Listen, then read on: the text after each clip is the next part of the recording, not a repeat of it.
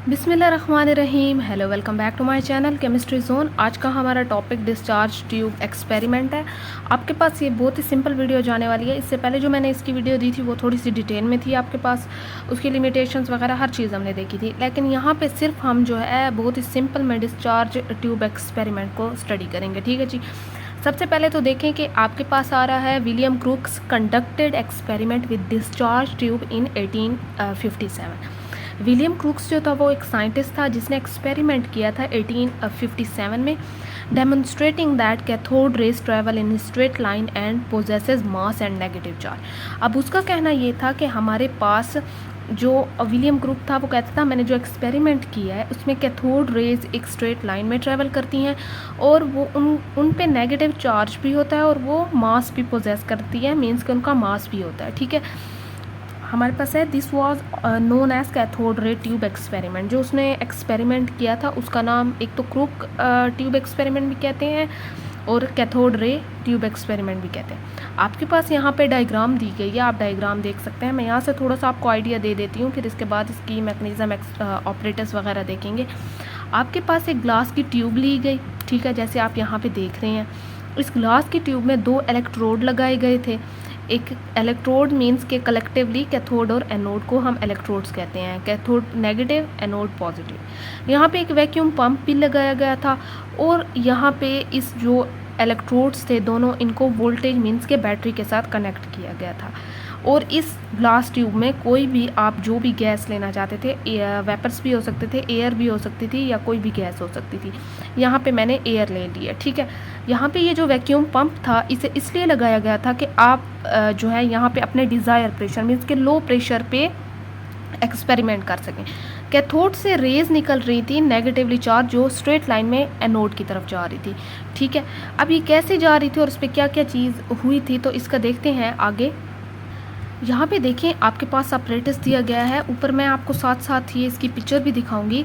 Discharge tube, सबसे पहले आपके पास मेन ऑपरेटस में इस एक्सपेरिमेंट में क्या दिया गया है, डिस्चार्ज ट्यूब ली गई है, वैक्यूम पंप लिया गया, इलेक्ट्रोड्स लिए गए हैं और वोल्टेज ली गई है। ठीक है जी, वोल्टेज आप बैटरी भी लिख सकते हैं। डिस्चार्ज ट्यूब में आपके पास जो है a glass discharge tube consist of a glass tube with the metal electrodes fused in the wall.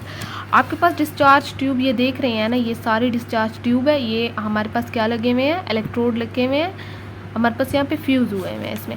फिर देखें आपके पास दूसरे ऑपरेटर्स, दूसरी क्या चीज़ ली गई थी, वैक्यूम पंप लिया गया था, is connected to discharge tube so the low pressure is adjusted. आपके पास ये जो एक्सपेरिमेंट किया था इन्होंने कोशिश की थी कि लो प्रेशर हो इसी, ताकि ये प्रेशर एडजस्ट हो सके। ठीक है, इसलिए वैक्यूम पंप लिया था। फिर इसके बाद इलेक्ट्रोड्स आ गए थे। इलेक्ट्रोड्स में हमारे पास जो है ये 2 फ्यूज़ किए गए, एक एनोड था एक कैथोड था। ठीक है, इसके बाद हमारे पास वोल्टेज ली गई थी ताकि हमने वोल्टेज कनेक्ट करनी है और हमारे पास जो है इलेक्ट्रिक करंट इन इलेक्ट्रोड्स में आ जाए। ये हमारे पास था ऑपरेटर्स। अब देखते हैं कि हमारे पास ये सारी चीज़ें हमने सेट तो कर ली हैं, ये कैसे कैसे आगे काम करेंगी। एक्सपेरिमेंट मैकेनिज़्म में अगर आप लोग देखते हैं तो आपके पास The William Crookes in 19th century observed that the gas inside the tube at ordinary temperature, हमारे पास जो रूम टेम्परेचर होता है, did not conduct electricity even when the electrode were connected to source of very potential हमारे पास of about 5000 volt. हमारे पास वो कह रही हैं कि विलियम क्रूक जो 19th सेंचुरी में उसने ये चीज़ ऑब्ज़र्व की, उसने ये एक्सपेरिमेंट किया, उसने देखा कि हमारे पास ये जो इलेक्ट्रोड लगे हुए हैं इनको अगर मैं 5 वोल्ट का करंट भी दे दूँ तो हमारे पास जो है ये ऑर्डिनरी टेम्परेचर मींस के 1 ATM आप कह सकते हैं, ये हमारे पास इलेक्ट्रिसिटी कंडक्ट नहीं कर रहे थे। इनका मैंने प्रेशर 1 ATM या आप रूम टेम्परेचर रख रहे हैं जिसे हम ऑर्डिनरी टेम्परेचर कहते हैं और इसे बैटरी के साथ कनेक्ट कर दें अबाउट 5000 वोल्ट, लेकिन फिर भी ये करंट इनमें नहीं आ रहा था। ठीक है, अब देखें अब उसने क्या किया। But when the pressure inside the tube was reduced by the means of vacuum pump and the tube was connected to high voltage of 5000 to 10,000 volt, an electric discharge took place through the gas producing a uniform glow inside the tube. अब उसने क्या किया, एक ordinary temperature पे तो उसके पास नहीं आ रहा था इलेक्ट्रिक करंट, इलेक्ट्रोड्स में। लेकिन उसने क्या किया कि ये जो हमारे पास यहाँ पे लो प्रेशर था ना, इस वैक्यूम से थोड़ा सा प्रेशर निकाल के इस प्रेशर को उसने क्या कर दिया, लो कर दिया।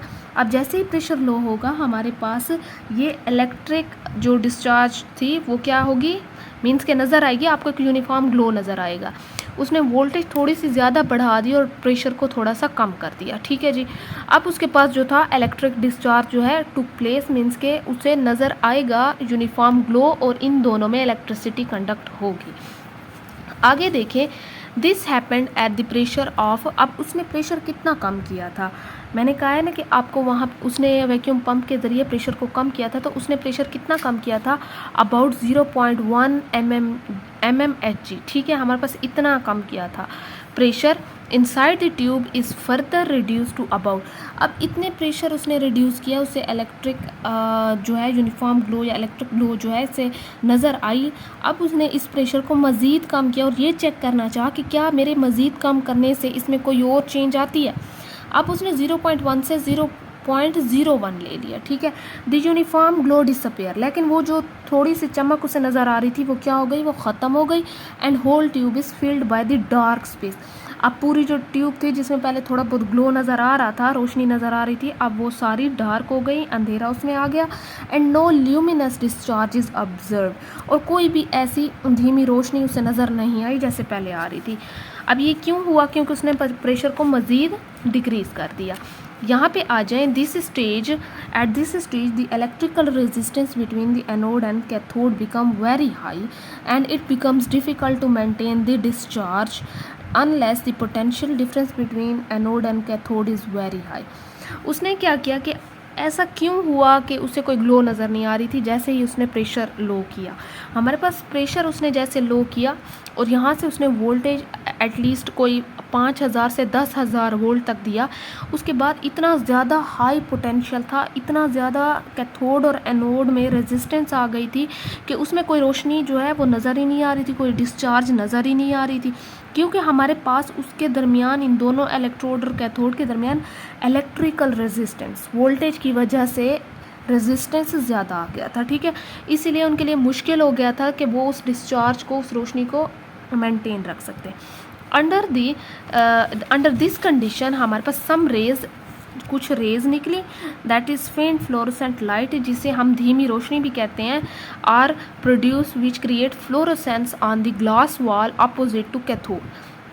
हमारे पास कुछ धीमी रोशनी निकली, कहाँ से निकली और कहाँ पे गई, हमारे पास वो, हमारे पास ग्लास में थोड़ी सी धीमी धीमी रोशनी, रेज निकली जो हमारे पास प्रोड्यूस कर रही थी धीमी धीमी रोशनी, जो हमें नज़र आ रही थी या जो साइंटिस्ट को नज़र आ रही थी हमारे पास, वो जाके हमारे पास opposite wall to cathode, means के हमारा कहने का ये मकसद है कि आपके पास यहाँ से रेज निकली, आपके पास यहाँ धीमी धीमी रोशनी यहाँ पे नज़र आई, अपोजिट ट्रैवल कर रही थी, कैथोड के अपोजिट ट्रैवल मींस के एनोड की तरफ कर रही थी, ठीक है।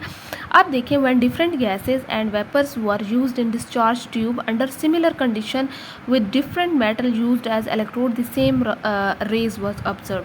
अब साइंटिस्ट का ये काम नहीं था कि एक ही चीज़ को लेके उसे कहे कि मैंने एक्सपेरिमेंट करें, साइंटिस्ट बहुत सी चीज़ें लेगा और बहुत सी उसने एक्सपेरिमेंट इस चीज़ पे किया। अब उसने पहले तो इलेक्ट्रोड और ये ले लिया और एयर पे किया, फिर उसने एयर की जगह डिफरेंट गैसेस ली, उन्हें लो टेम्परेचर पे चेक किया और इलेक्ट्रोड और कैथोड में डिफरेंट मेटल्स लिए, ठीक है, इन दोनों के डिफरेंट मेटल्स लिए, यहाँ पे डिफरेंट गैसेस लिए और यही सेम कंडीशंस लगाए जो यहाँ पे प्रेशर और वोल्टेज की लगाए, लेकिन उसके पास रिजल्ट वहीं सेम ही आया। These rays are called cathode rays by Goldstein in 1886 since these were originated from cathode rays। अब आपके पास इस रेज को जो था, ये जो नेगेटिव रेज यहाँ से स्ट्रेट लाइन में जा रही थी, उसने कहा है कि ये हमारे पास जो है कैथोड रेज है और ये हमारे पास किसने टर्म दिया था, गोल्डस्टेन ने 1886 में।